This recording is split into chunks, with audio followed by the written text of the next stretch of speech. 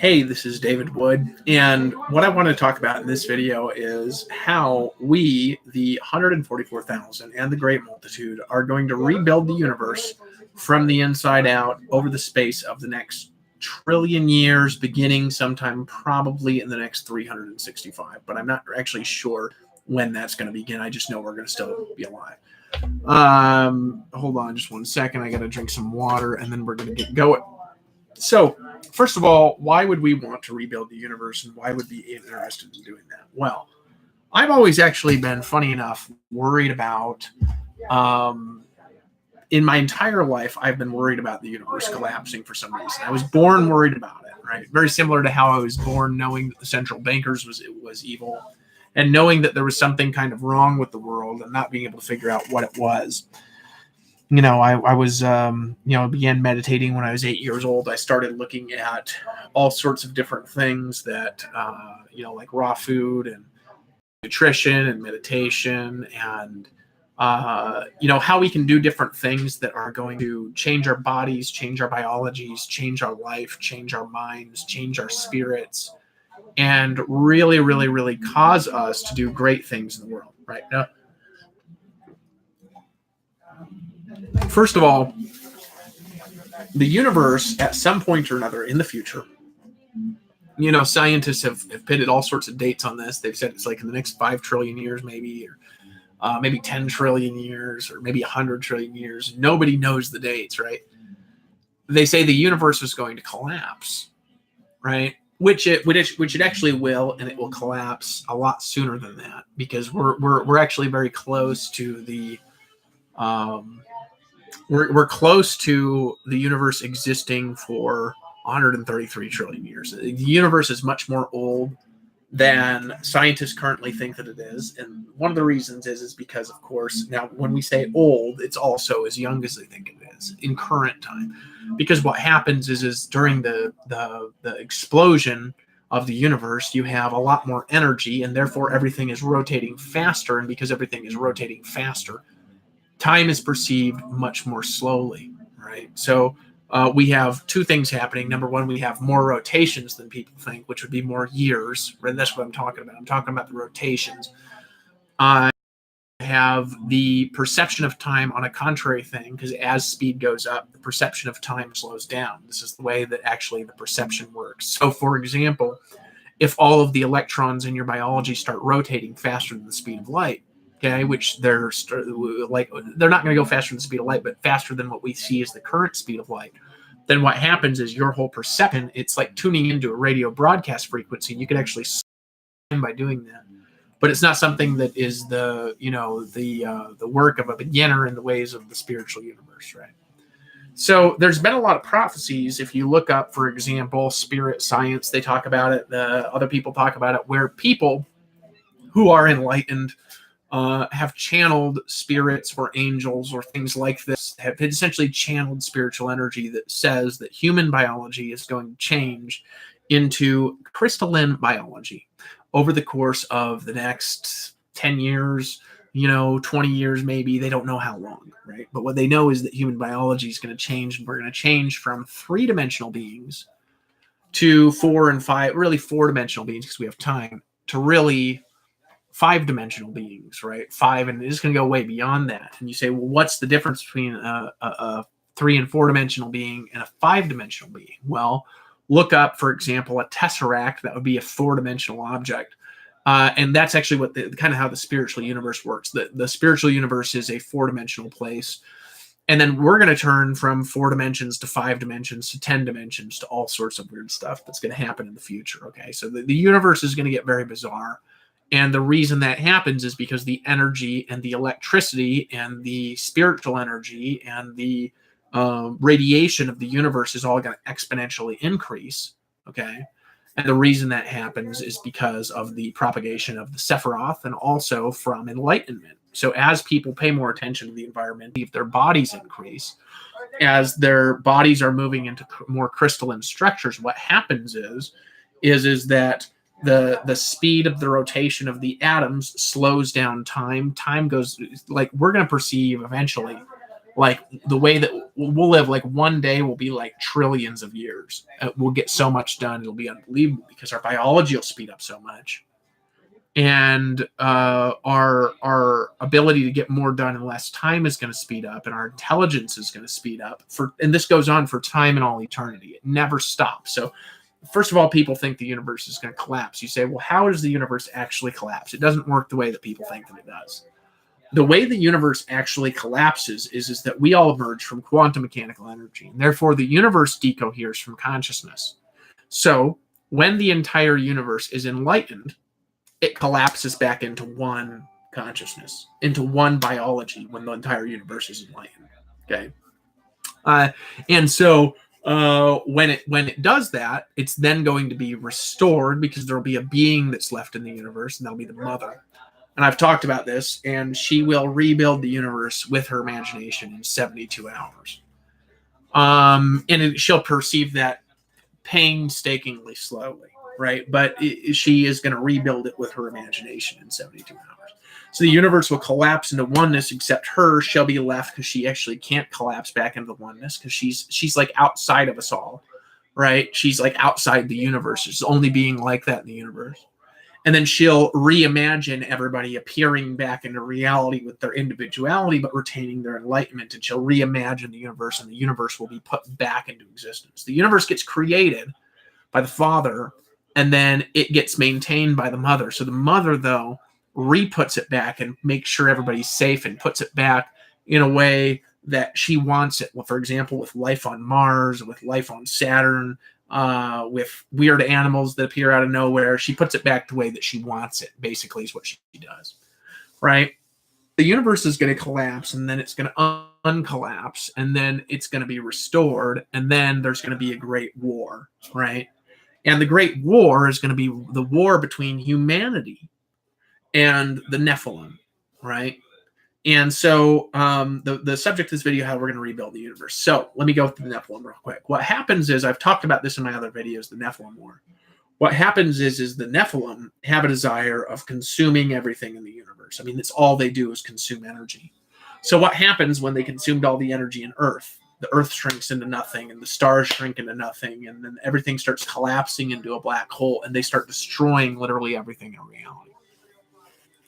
Not just on Earth, they start destroying reality all across the universe. So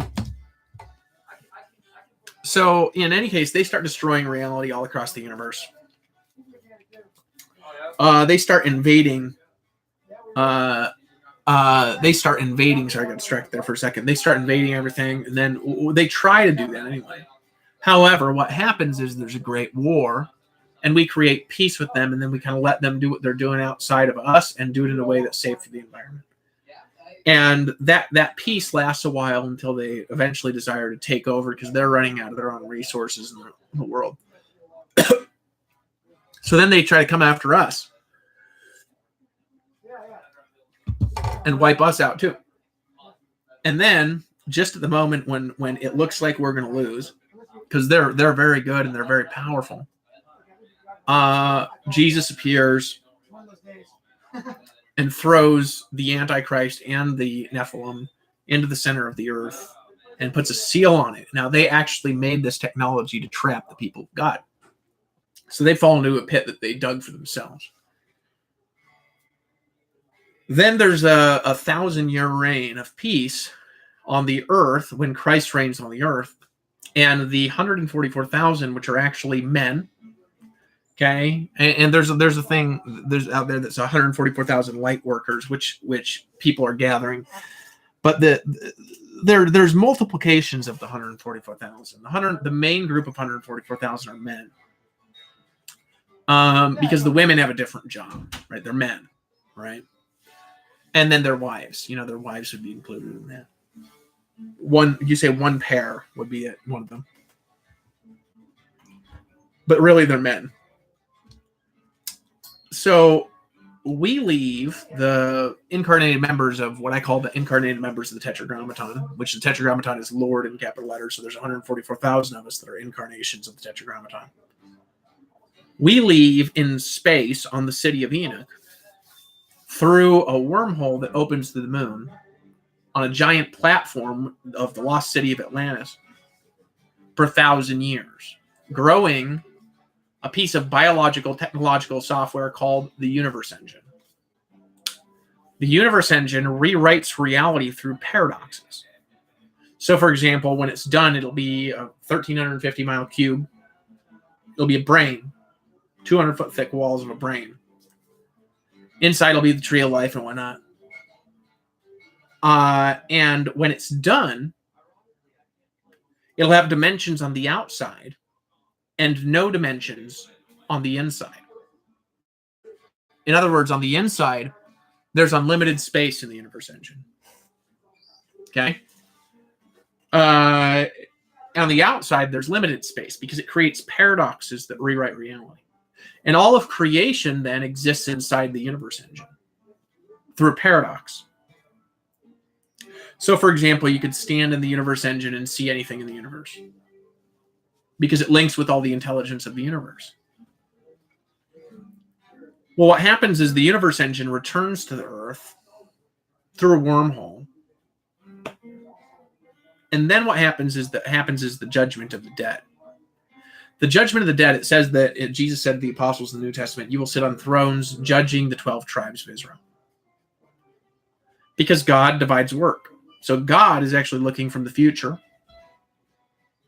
through us, which is really not just the apostles, it's the 144,000, judging all of the sections of the kingdom of reality to get it done much faster. And in 24 hours, every man, every woman, every child, every animal, everything is judged. You say animals. Animals aren't judged by human, they're judged by animals.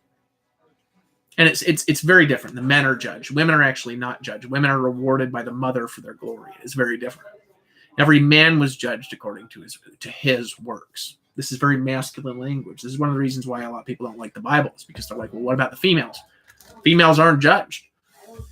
It's not, they're rewarded. It's different. So what happens is the Universe Engine creates paradoxes that remake reality. So it sets down after the judgment of the dead on Earth, and the elements of the Earth melt with a fervent heat. And the galaxies swirl, and it recreates every section of stars connected to this world system into the celestial kingdom. You say, well, that's this world system. What do I mean? Well, this planetary system, all the stars connected to this particular system are changed. The sun gets a lot bigger. The Earth is pushed farther away from the sun. The heat increases, and our tolerance to the heat increases with celestial biology. Heaven is much more hot because it's much more radioactive. The radiation of the universe increases. The elements will also, the energy of the elements, the rotation, for example, around atoms, will move infinitely faster than the current speed of light in the celestial kingdom. And then people are consigned to Earth, Mars, or Saturn, depending on their order of righteousness. And we live on the Earth mostly. Okay, and then there's a group of people that are cast into hell. And who are they? Well, those are the Nephilim. And the reason they're cast out is because we left them in the universe, they would destroy it. They would destroy the celestial kingdom if we left them in it. That's how powerful they'll get.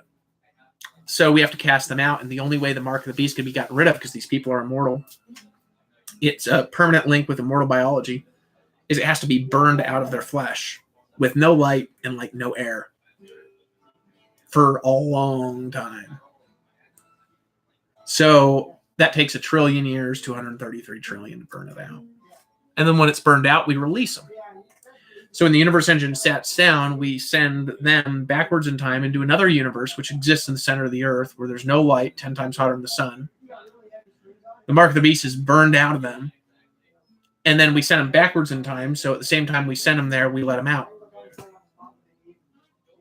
Right? We send them back in time 1,000 years, 233, or 1 trillion years, 233 trillion. And they're men. Men who get the mark of the beast. Actually, that's very scriptural. Let me show you. And those of you who are watching this who are not, don't really care about the scriptures or whatever, they're still valuable. These are enlightened prophets, okay? Hold on a second. Let me show you. And they shall go forth, and this is from the last verse in Isaiah. They shall go forth and look upon the carcass. Okay, so now I'm going to read a few. For as the new heavens and the new earth which I will make shall remain before me, saith the Lord, so shall your seed and your name remain. And it shall come to pass that from one new moon to another, and from one Sabbath to another, shall all flesh come to worship before me, saith the Lord. And they shall go forth and look upon the carcasses of the men that have transgressed against me, for their worm shall not die, neither shall their fire be quenched, and they shall be abhorring to all flesh. The men. That's the men. It's not women. If you look at people getting the mark of the beast in Revelation, it's always, if any man gets the mark of the beast, he'll be cast out. Okay? The sins of the fathers pass to the children, third and fourth generation. Where are the sins of the mothers? They don't exist. Right? It's not for women. It's for men. Now, it's also for women to live because they want. But it's kind of like salvation. Follow the Torah because you want to. Not because you're obligated to, because you want to. Because you're saved. So, what happens is this. Right? What happens is this. The kingdom of Elohim never stops expanding. Okay? Never stops expanding, the kingdom of Elohim. Okay? For time and for all eternity, it never stops expanding. Never, ever does it stop expanding. Not even one time. For time and all eternity. So, what do we do to expand that? Well, every world grows a universe engine. And when they grow a universe engine and they're done, what happens is that we get sealed, our consciousness gets sealed. We then go to the worlds that are done, one world a day, 6 days a week, resting on the Sabbath day, for 1 trillion years, and we rebuild the universe. And that is 312 trillion sentient worlds. That then is a multiplication of 3, so that would be like, 312, that'd be 942 or something like that. 942 trillion. Because then you have the 3 planets in each kingdom. And then you actually have other planets that are going to have life. So, for example, we're going to have 3 kingdoms for each of the extinction periods behind the human kingdoms. We're also going to have another kingdom, so that's 6. And then there's another 7th, and that's Venus, where we pull out the people from hell and we put them on there. Right? So it's a much lower kingdom. Right? And then we rebuild the universe into the celestial kingdom through celestial technology. We remake it. And then after we remake it, we create it backwards in time. Hence, the universe gets here from a paradoxical time miracle. And then what do? We continue the process again and again and again and again and again and again and again and again and again and again and again, building new worlds, building new kingdoms, building new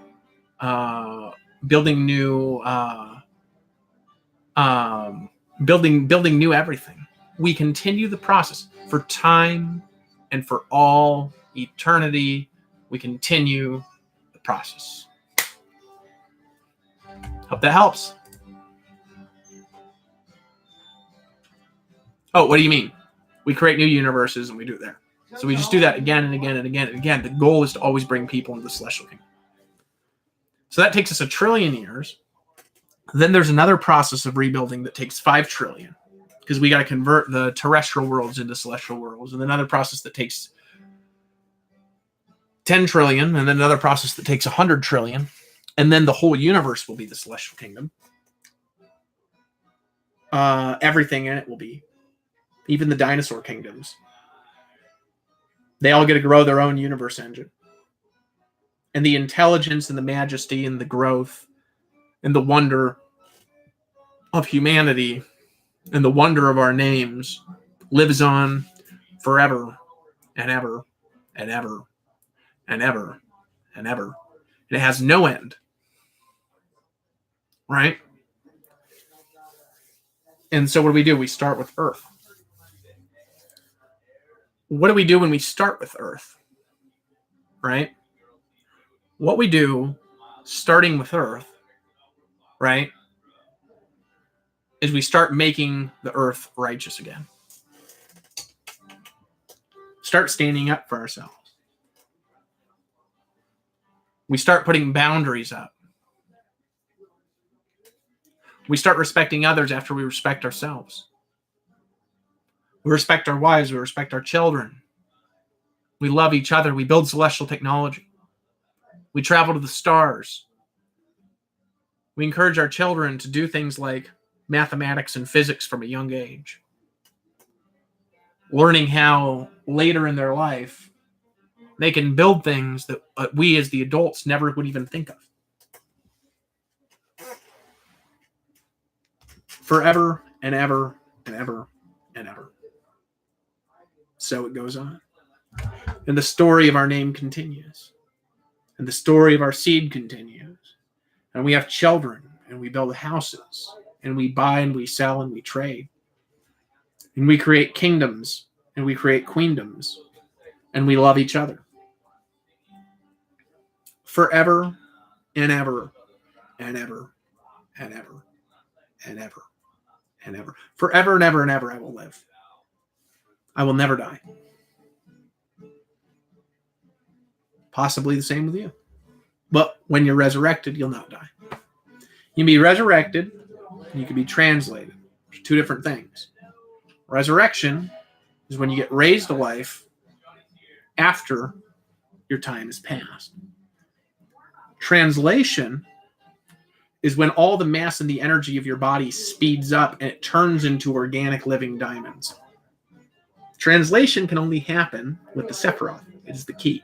Now, let me tell you, there's a couple of ways to immortality, actually. There's one that I've got, which is plant-based. Another way of doing it is meditating on the Sephiroth for about 10 years and imagining it. First, you got to imagine it as a unit, and then you got to imagine it rotating and connecting through the biology for about 10 years. And then probably in about 10 years, your body will actually make the Sephiroth. Okay? That's another way. Another way is it'll transfer through sex, through kissing, all sorts of stuff. And then it passes through to all of humanity. Later.